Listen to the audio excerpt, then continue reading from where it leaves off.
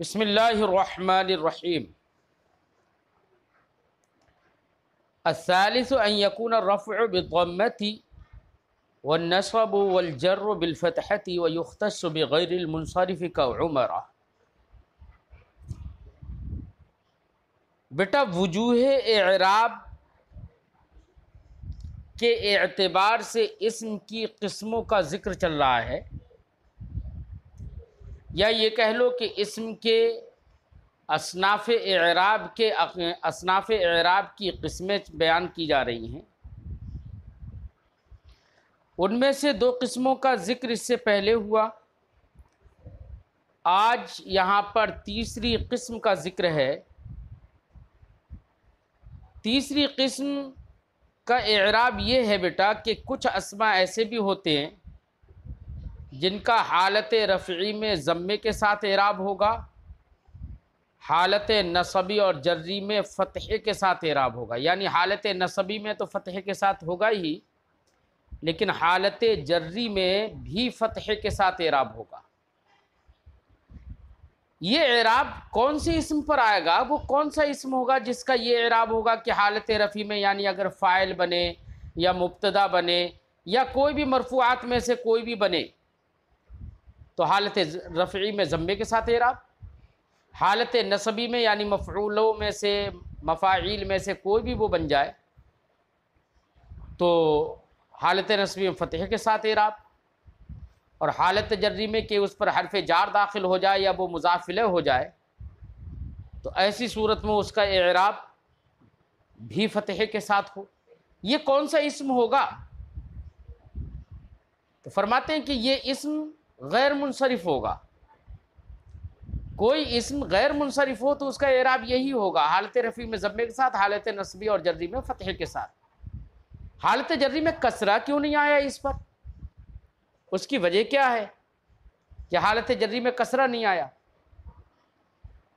تو بیٹا اس کی وجہ یہ ہے کہ غیر منصرف جو ہوتا ہے، اصل میں حالت جری میں غیر منصرف پر کسرہ بھی نہیں آتا ہے، اور ایسے ہی بیٹا غیر منصرف پر تنوین بھی نہیں آتی ہے، لیکن ہمیں چونکہ یہاں پر گفتگو کرنا ہے اس بات پر کہ کسرہ کیوں نہیں آتا ہے، تو وہیں سے آپ جب ہم اس کی وجہ بتائیں گے تو وہیں پر آپ کو یہ بھی سمجھ میں آ جائے گا کہ تنوین کیوں نہیں آتی ہے۔ اصل میں بیٹا غیر منصرف وہ اسم ہوتا ہے جس میں اسباب منع صرف، غیر منصرف کے بیٹا اسباب آپ نے 9 پڑھے ہوں گے نحومیر کے اندر، وہ اسباب منع صرف کہلاتے ہیں، یعنی عدل، وصف، تانیث، معرفہ، عجمہ، جمع، ترکیب، وزن فعل، الف نون زائد تان۔ یہ جو 9 اسباب پڑھے ہیں یہ اسباب منع صرف کہلاتے ہیں، یا انہی کو علل تسعہ بھی کہتے ہیں، یعنی 9 علتیں۔ تو بیٹا جس اسم کے اندر ان 9 علتوں میں سے 2 علتیں، ان 9 اسباب میں سے 2 سبب کسی اسم کے اندر اگر پا لیے جاتے ہیں تو بیٹا وہ اسم غیر منصرف کہلاتا ہے، یا کوئی ایک ایسا سبب پا لیا جاتا ہے جو 2 کے قائم مقام ہو تو ایسے اسم کو بیٹا غیر منصرف کہتے ہیں۔ اب جس اسم کے اندر اسباب منع صرف سے 2 سبب یا ایک ایسا سبب پا لیا گیا جس کے جو 2 کے قائم مقام ہو تو اس کو غیر منصرف کیوں کہہ رہے ہیں؟ وہ غیر منصرف ہوتا ہے، اس پر اب کسرہ اور تنوین کیوں نہیں آتی ہے؟ اس کی وجہ کیا ہے؟ تو بیٹا وجہ یہ ہے، جیسے ہم نے اسباب منع صرف بتایا عدل ہے۔ اب کسی اسم کے اندر بیٹا عدل ہوگا، ظاہر بات ہے عدل کا مطلب ہوتا ہے کہ ایک حیث سے، ایک صیغے سے دوسرے صیغے کی طرف نکلنا، تو ظاہر بات ہے جس صیغے سے نکلے گا وہ معدول عنہ کہلائے گا، اور جس صیغے کی طرف نکلے گا اسے معدول کہیں گے، ہے نا، معدول الیہ کہیں گے، یا اس کو نکلنے کو عدل کہیں گے۔ تو بیٹا جہاں پر عدل ہوگا تو وہاں پر ایک اصلی صیغے سے نکل کر ایک دوسرے صیغے کی طرف آئے گا لفظ، تو ان میں مجھے بتاؤ اصل کیا ہے؟ اصل تو وہی ہوگا نا جہاں سے نکل کر آیا، اور جس کی طرف نکل کر آیا وہ فرع بن جائے گا۔ تو اس کا مطلب یہ ہے، ایسے ہی بیٹا عدل وصف ہے، اگر وصف ہے تو وصف بھی فرع ہوتا ہے کس کی؟ موصوف کی، کیونکہ موصوف ہی نہیں ہوگا تو وصف کیا ہو، کس کا ہوگا وہ؟ ایسی تانیث دیکھ لو، عدل وصف تانیث، تانیث جو ہوتی ہے وہ تذکیر کی فرع مانی جاتی ہے، کیونکہ لفظ پہلے مذکر ہوتا ہے پھر اس پر علامت تانیث لگتی ہے، تو اور کچھ وضعی طور پر تانیث ہوتے ہیں، لیکن اپنی خلقت کے اعتبار سے تانیث وہ تذکیر کی فرع ہے۔ آپ پیدائش کے اعتبار سے بھی دیکھ لو، حضرت حوا رضی اللہ تعالی عنہا کو حضرت آدم علیہ السلام کی پسلی سے پیدا کیا گیا، تو اصل کون ہوا، فرع کون ہوا، آپ سمجھ سکتے ہیں۔ تو تذکیر اصل ہے، تانیث فرع ہے۔ معرفہ، معرفہ میں بھی دیکھ لو بیٹا، معرفہ جو ہوتا ہے وہ فرع ہوتا ہے اور نکرہ اصل ہوتا ہے، کیونکہ پہلے رجلن ہوتا ہے پھر اس پر الف لام داخل ہوتا ہے اور کہا جاتا ہے الرجل۔ خلاصہ گفتگو یہ ہے بیٹا، اسباب منع صرف میں سے جتنے بھی اسباب ہیں، جو بھی سبب ہے، ہر ایک فرع ہے کسی نہ کسی کی، اصل کوئی اور ہے۔ تو گویا کہ کسی اسم کے اندر اگر دو سبب پا لیے گئے تو گویا کہ یہ کہہ لو کہ دو فرعیتیں پالی گئیں اس میں۔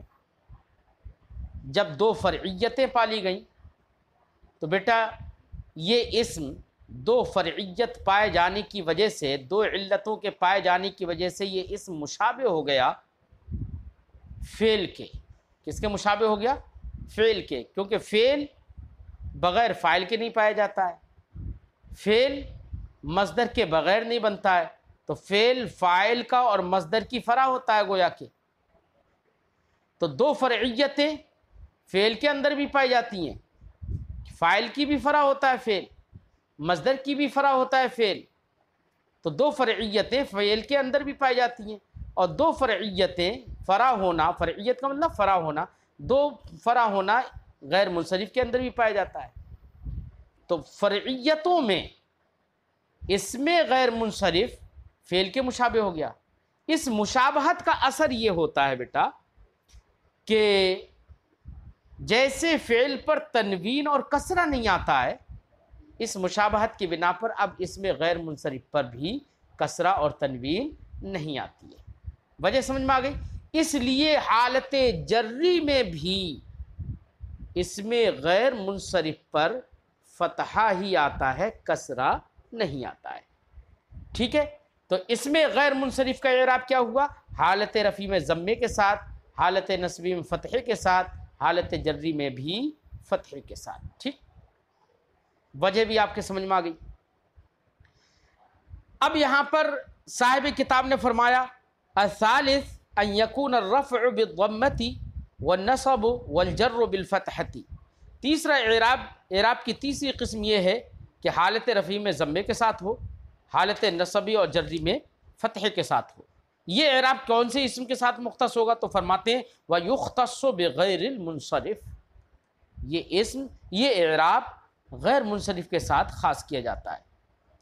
جیسے کہ غیر منصرف کی ایک مثال دے رہے ہیں کا عمر، جیسے کہ عمر اس کے اندر تو ایک تو بیٹا علمیت ہے، معرفہ ہونا پایا جا رہا ہے، ٹھیک ہے، دوسرا اس کے اندر عدل بھی ہے، کیونکہ مانا گیا ہے کہ یہ عامر سے نکل کر آیا ہے، تو دو سبب پا لیے گئے اس میں، اس لیے غیر منصرف ہو گیا۔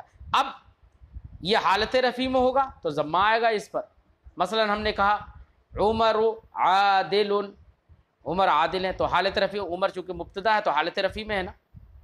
ہم نے کہا ھذا عمر، یہاں پر عمر خبر ہے، حالت رفع، چونکہ خبر بھی مرفوعات سے اس لیے حالت رفع میں ہے تو ضمہ ہو گیا نا۔ وہیں پر اگر یہ عمر حالت نصبی میں ہو، یعنی اس پر عامل ناصب موجود ہو، مفاعیل میں سے کوئی مفعول یہ بن جائے، ٹھیک ہے، تو ایسی صورت میں اس پر حالت نصبی میں فتحہ ہوگا۔ جیسے ہم کہیں گے ان عمر، یا ہم کہیں گے رأیت عمر، ٹھیک ہے نا، یا میں نے کہا ضربت عمر، مفعول بھی بنا دیا، نصب آ گیا، حالت نصبی میں فتحہ آ گیا۔ اور اسی پر حرف جار داخل ہو جائے یا یہ مضاف الیہ ہو جائے تب بھی حالت جری میں اس پر فتحہ ہی آئے گا، لہذا ہم کہیں گے مررت بعمر، حرف جار داخل کر دیا عمر پر، لیکن کہیں گے کیا؟ بعمر، ٹھیک ہے، میں عمر کے پاس سے گزرا۔ ایسے ہی مضاف، یہ مضاف الیہ بن جائے، مضاف الیہ ہمیشہ مجرور ہوتا ہے، لیکن یہ حالت جری میں کیا ہوگا؟ مفتوح ہوگا، اس پر فتحہ آئے گا۔ جیسے میں کہوں ھذا ولد عمر، یہ عمر کا لڑکا ہے، تو ولد عمر، تو عمر مضاف الیہ بن گیا، اس کے مضاف الیہ مجرور ہوتا ہے، تو حالت جری میں ہو گیا یہ۔ اب حالت جری میں بھی کیا آیا؟ فتحہ، ھذا ولد عمر، ٹھیک۔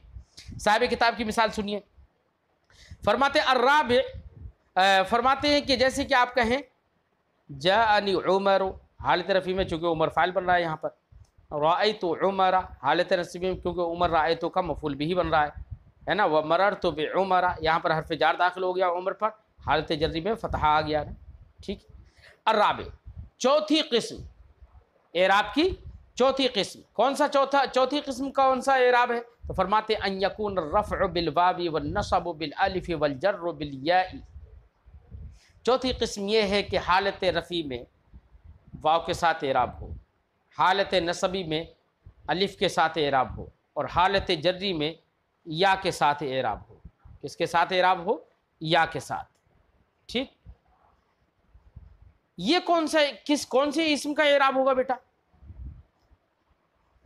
کہ حالت رفیع میں واو آئے، فاعل یا مبتدا یا خبر یا دیگر مرفوعات میں سے کوئی بنے تو حالت رفیع میں واو آ جائے، مفاعیل میں سے کوئی مفعول بن جائے تو حالت نصبی میں الف آ جائے، اور حالت حرف جر اس پہ داخل ہو جائے یا وہ مضاف الیہ ہو جائے تو حالت جری میں اس پر یا آ جائے، یا اعراب بن جائے۔ تو یہاں پر دو باتیں سمجھیے، ایک تو یہ کہ بیٹا یہ اعراب بالحرکت نہیں ہے، یہ اعراب بالحرف ہے، واو الف اور یا اعراب بالحرف کہلاتے ہیں، ٹھیک ہے۔ تو یہ اعراب بالحرف، اور تینوں حالتوں میں، حالت رفیع میں واو، حالت نصبی میں الف، حالت جری میں یا، تینوں حالتوں میں الگ الگ، یہ اعراب بالحرف تینوں حالتوں میں الگ الگ، یہ کون سے اسم کا اعراب ہوگا؟ تو اس کا جواب آپ کو ملے گا، فرماتے ہیں کہ یہ اعراب اسماء ستہ مکبرہ موحدہ کے ساتھ مختص ہے، یعنی کچھ اسماء ستہ، 6 اسماء ایسے ہیں کہ جن کا اعراب حالت رفیع میں واو کے ساتھ، حالت نصبی میں الف کے ساتھ، اور حالت جری میں کسرے کے ساتھ ہوتا ہے۔ وہ کون سے 6 اسماء ہیں جن کو اسماء ستہ مکبرہ کہتے ہیں؟ مکبرہ کا مطلب جن کی تصغیر نہ ہو۔ یہ مکبرہ کی قید بیٹا اس لیے لگا رہے ہیں کہ اگر انہی اسموں میں سے کسی اسم کی تصغیر آ جائے، مکبر نہ ہو، مصغر ہو، تو ایسی صورت میں اس کا اعراب بالحرف نہیں رہے گا۔ کیا نہیں رہے گا؟ اعراب بالحرف نہیں رہے گا، اعراب بالحرکت رہے گا۔ جیسے کہ اخو ہے،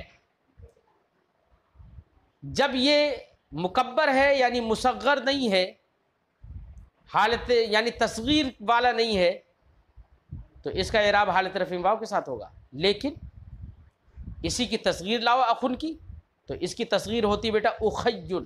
کیا ہوتی ہے تصغیر؟ جیسے قرشن کی تصغیر قریشن، ٹھیک ہے نا، تو ایسی اخن کی تصغیر کیا ہوگی؟ اخیل، ٹھیک۔ اب یہ مصغر ہے اخیل، اس کا اعراب بالحرف نہیں رہے گا، کیا ہوگا؟ اعراب بالحرکت۔ ہم کہیں گے جاءنی اخیک، رأیت اخیک، مررت باخیک۔ اب مصغر کا اعراب، یہ اعراب بالحرف نہیں رہا، اعراب بالحرکت ہو گیا، ٹھیک ہے۔ اس لیے صاحب کتاب نے مکبرہ کی قید لگا دی کہ مکبرہ ہو، مصغرہ نہ ہو، تب یہ اعراب ہوگا۔ اور ایک قید اور لگانا ہے، موحدہ، یہ اسماء ستہ موحدہ ہوں، موحدہ کا مطلب تثنیہ یا جمع نہ ہو، ٹھیک ہے۔ اگر تثنیہ و جمع ہو گئی یہی اسماء ستہ، ان کی تثنیہ و جمع اگر آ گئی تو ان کا اعراب یہ والا نہیں رہے گا بیٹا، کہ حالت رفیع واو، حالت نصبی الف، حالت جری میں یا، یہ والا اعراب نہیں رہے گا۔ مثال کے طور پر لفظ اخن ہے، اخو کا اعراب تو یہی ہے، اس کی تثنیہ ہم نے بنا دی تو ہم نے کہا اخوان، کیا کہا ہم نے؟ اخوان. تب اب اخوان میں حالت رفع میں الف آ جائے گا، حالت نصبی اور جزمی یا ما قبل الفتحہ آ جائے گا، یعنی تثنیہ کا اعراب جاری ہو جائے گا، پھر یہ اعراب نہیں رہے گا. ایسی جمع اگر ہم نے بنا لیا، کیا بنا لیا؟ جمع. تو جمع میں بیٹا جیسے اخوان ہم نے کہا، اخوان تو جمع مکسر ہے یہ. اب جمع مکسر ہے تو جمع مکسر کا اعراب وہی ہو جائے گا جو آپ اس سے پہلے پڑھ چکے ہیں، جو رجال والا اعراب پڑھ چکے ہیں، یعنی حالت نصبی میں حالت رفع میں ضمہ، حالت نصبی میں فتح، حالت جری میں کسرہ. تو سمجھ میں آ گیا کہ تثنیہ اگر ہو، یہی انہی اسما میں سے کوئی اسم تثنیہ ہو یا جمع ہو تو ان کا اعراب یہ والا نہیں رہتا ہے، اس لیے موحدہ کی قید لگا دی. اور تیسری ایک اور قید لگا رہے ہیں، فرماتے ہیں مضافتن الی غیر یا المتکلم.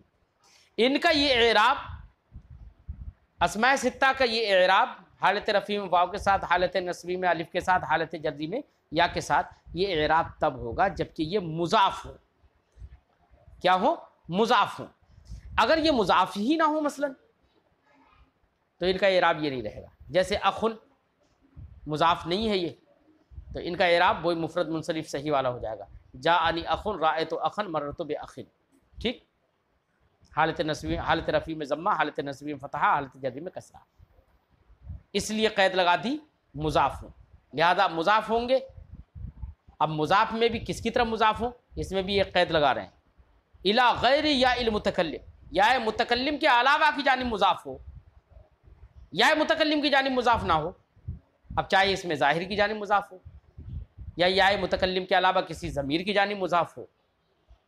جیسے ہم نے کہا اخو کا ہے نا، اخو ہو غائب کی ضمیر کی طرف، اخو کا خطاب کی ضمیر کی طرف، متکلم کی ضمیر کی طرف ہم مضاف نہ کریں یا متکلم کی جانب مضاف نہ کریں. ٹھیک، یہ قید لگا دی. کیوں؟ اس لیے کہ اگر یا متکلم کی جانب مضاف ہو جائیں یہ اسما، تب بھی ان کا اعراب یہ نہیں رہے گا، اعراب تقدیری ہو جائے گا. جیسے ہم نے کہا اخن کو مضاف ہم نے کر دیا یا متکلم کی جانب، اور ہم نے کہا اخی، آپ کہیں گے جاءنی اخی رأیت اخی مررت باخی. اب یا متکلم کی جانب مضاف ہونے کی صورت میں ان کا اعراب تقدیری ہو جائے گا. ٹھیک ہے، اس لیے قید لگا دی کہ مضاف بھی ہوں اور یا متکلم کے علاوہ کی جانب مضاف ہوں. ٹھیک ہے، یہ ساری شرطیں جب پائی جائیں گی تو اسماء ستہ کا 6 اسماء کا اعراب حالت رفع میں واو کے ساتھ، حالت نصبی میں الف کے ساتھ، حالت جری میں یا کے ساتھ ہوگا. ٹھیک ہے، اب وہ اسماء ستہ 6 اسماء کون سے ہیں جن کا یہ اعراب ہے؟ فرماتے ہیں ہیا اخو کا و ابو کا. یا متکلم کے علاوہ کی جانب دیکھو اضافت کر کے مثال دے رہے ہیں، دھیان رکھنا. ایک تو مضاف بھی بنا کر یا متکلم کے علاوہ کی جانب مضاف بنایا ہے، دوسرا یہ کہ ساری مثالوں میں آپ دیکھ رہے ہیں کہ مضاف بھی ہے اور یا متکلم کے علاوہ کی جانب بھی مضاف ہے، اور موحدہ بھی ہے، تثنیہ و جمع بھی نہیں ہے، اور مکبرہ بھی ہے، کوئی مصغرہ بھی نہیں ہے. ساری قید پائیا نہیں ہے. جیسے اخو کا، ابو کا، ہنو کا، ہمو کی، فو کا، ذو مالی. اخو کا تیرا بھائی، ابو کا تیرا باپ، ہنو کا. ہنن کہتے ہیں بیٹا ہر وہ چیز جس کو بولنا یا جس کا ذکر کرنا برا سمجھا جاتا ہو، جیسے کہ پاخانہ پیشاب کی جگہ ہیں، ان کا نام لینا، ہمارا ایک دوسرے کے سامنے اگر نام لے تو برا سمجھا جاتا ہے. تو ہر وہ چیز جس کا ذکر برا سمجھا جائے اسے ہن کہتے ہیں. کیا کہتے ہیں؟ ہن. اب وہی کاف ضمیر کی طرف مضاف ہوا تو واو یہاں پر حالت رفع میں واو ہو گیا. ہاذا اخو کا، ہاذا ابو کا، ہاذا ہنو کا، ہے نا. اور ہمو کی یہاں پر سب میں کاف پر تو فتح آیا، یعنی مذکر کی ضمیر لے کر آئے، لیکن لفظ ہم کے ساتھ کاف پر کسرہ لے کر آئے، ہمو کی. کیوں؟ اس کی وجہ کیا ہے؟ اصل میں ہم کہتے ہیں، ہم ون کا مطلب ہوتا ہے دیور یا جیٹھ، یعنی عورت کا، اس کے شوہر کا جو بھی قریبی بھائی وغیرہ ہو وہ سب کیا کہلاتے ہیں؟ ہم کہلاتے ہیں، ہم ون. ٹھیک ہے، چاہے وہ جیٹھ ہو، چاہے دیور ہو، چاہے وہ چچیرا دیور ہو، چاہے چچیرا جیٹھ ہو، یا چاچا یا شوہر کا چاچا ہی ہو، یہ سب کیا کہلاتے ہیں؟ ہمون کہلائیں گے۔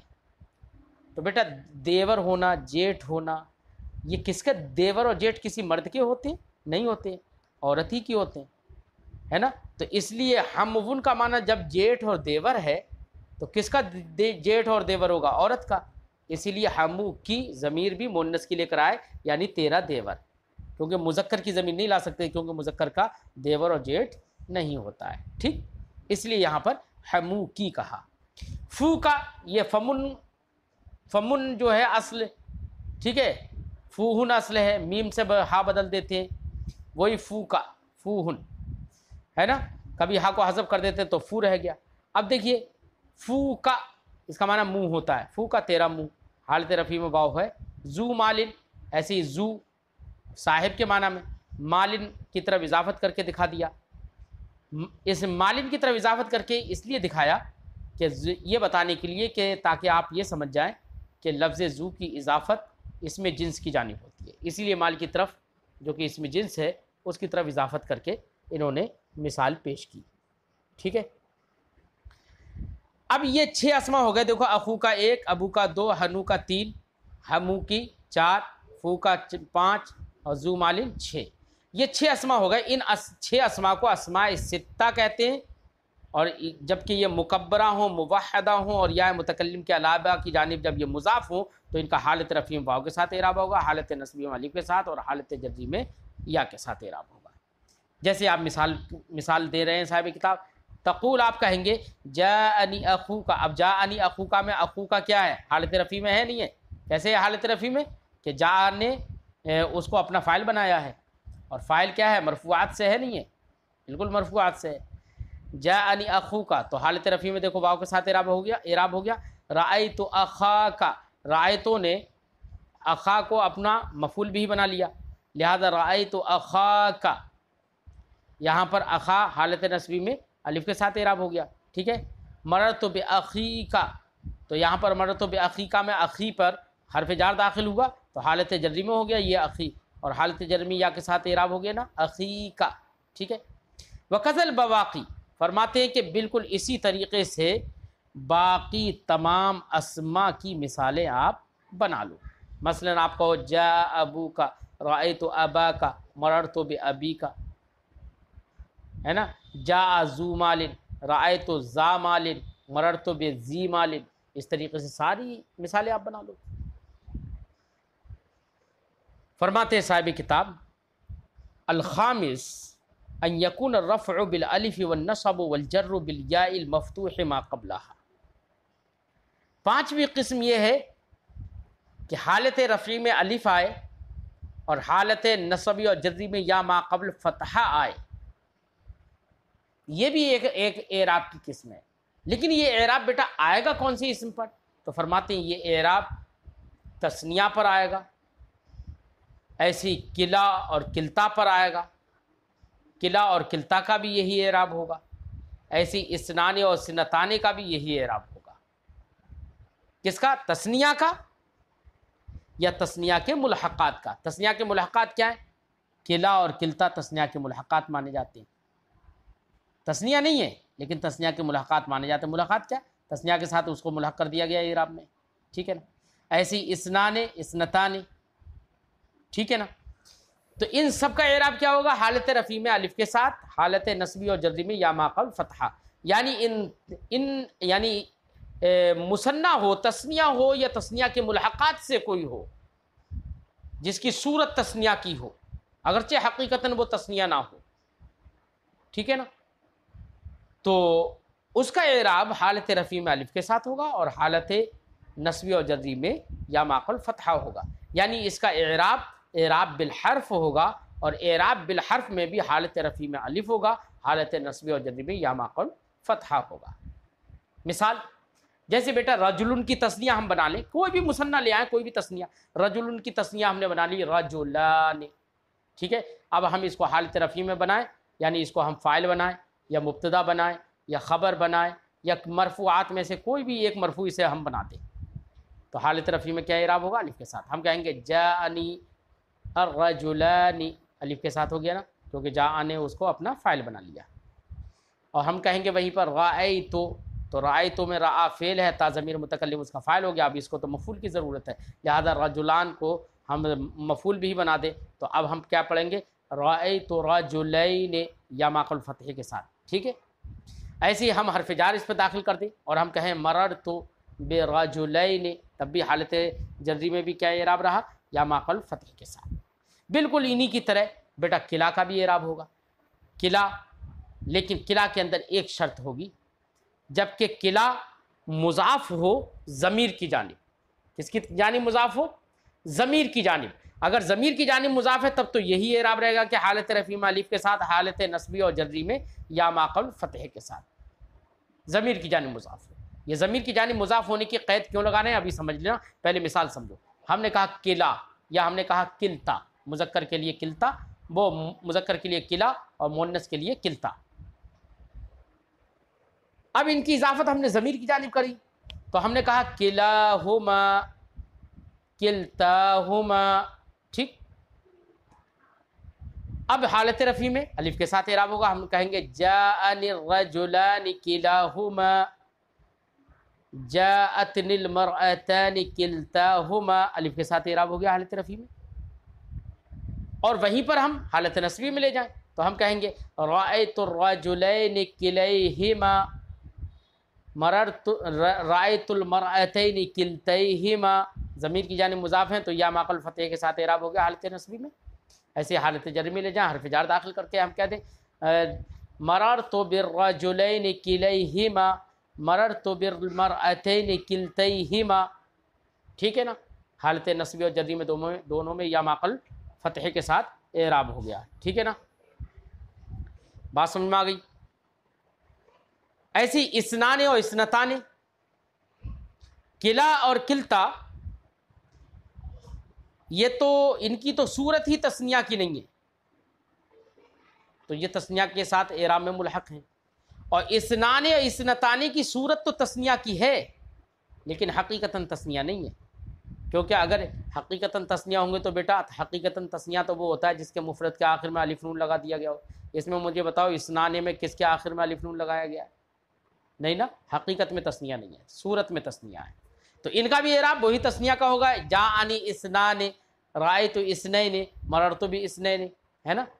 اب ظاہر بات ہے دو ہیں یا کلا وغیرہ ہیں، یہ سب کے مطلب زور پیدا کرنے کے لیے آتے ہیں، تو اس لیے ان سے پہلے ہم رجلان کا اگر ذکر کر دیں گے تو بہتر رہے گا. ہم کہیں گے صاحب کتاب مثال دے رہے ہیں، جیسے کہ فرماتے ہیں ان یکون الرفع، خامس پانچویں قسم یہ ہے کہ حالت رفیع میں الف کے ساتھ ہو، حالت نصبی میں اور حالت جری میں یا ما قبل فتح کے ساتھ ہو، بالیاء المفتوح ما قبلها، یا ما قبل فتح کے ساتھ، یعنی ایسی یا کے ساتھ جس کے ما قبل میں فتح ہو. ویختص بالمثنى، یہ اعراب مختص ہے مثنیٰ کے ساتھ، یعنی جو کہ حقیقتاً تثنیہ ہو اس کے ساتھ. وکلا، ایسی کلا کے ساتھ، جبکہ ایسی کلتا کے ساتھ، جبکہ یہ دونوں مضاف ہوں، مضافاً الی مضمر، جبکہ یہ ضمیر کی جانب مضاف ہوں. ضمیر کی جانب مضاف ہونے کی قید لگا دی. کیوں؟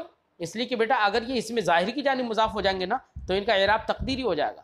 جیسے کہ مثال کے طور پر ہم نے کہا جاءنی کلا الرجلین، مررت بکلا الرجلین، رأیت کلا الرجلین. تینوں حالتوں میں اعراب کہیں پر ظاہر دیں، وہ اعراب تقدیری ہو گیا. ٹھیک ہے نا، اس لیے صاحب کتاب نے الی مضمرن کی قید لگا دی کہ ضمیر کی جانب مضاف ہوں گے تبھی یہ اعراب ہوگا. اگر اس میں ظاہر کی جانب مضاف ہو گئے تو ان کا اعراب تقدیری ہو جائے گا، یہ اعراب نہیں رہے گا. ٹھیک، فرماتے ہیں کلا مضافاً الی مضمر، اس حال میں کہ وہ مضاف و ضمیر کی جانب. و اسنان و اسنتان، ایسے ہی اسنان مذکر میں اور اسنتان مؤنث میں. تقول، آپ کہیں گے اعراب جاری کرتے ہوئے آپ ایسے کہیں گے کیا؟ جاءنی الرجلان کلاہما و اثنان و اثنتان، یہ تو حالت رفیع میں ہو گیا. ورأیت الرجلین کلیہما و اثنین و اثنتین، تو یہ حالت نصبی میں ہو گیا. مررت بالرجلین کلیہما و اثنین و اثنتین، یہ حالت جری میں ہو گیا، حرف جار داخل ہے نا. تو بیٹا یہ اعراب کی چند قسمیں ہم نے پڑھا دیں، آپ لوگ ان کو یاد کر کے لائیں اور پچھلا آپ لوگ یاد کرتے رہیں. اگر آپ لوگوں نے پچھلا نہیں یاد کیا تو آپ لوگوں کو ایک دم یاد کرنا مشکل پڑ جائے گا، اس لیے آپ لوگ پچھلا ضرور یاد کرتے رہیں. ٹھیک ہے.